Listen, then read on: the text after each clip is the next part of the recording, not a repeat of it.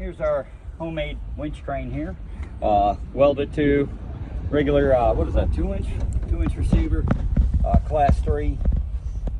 And we got a Walmart Hyper Tough winch up here. Walmart Hyper Tough winch. And, well, we're about to lift probably what's roughly around 350 400-pound motor. 5.3 small block. You guys ready? Let's take her up.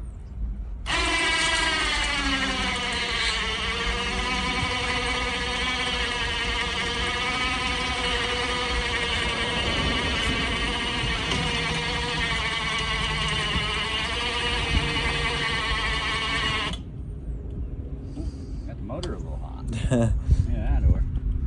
Kicked her off on thermal. She'll come back up. We're good to go.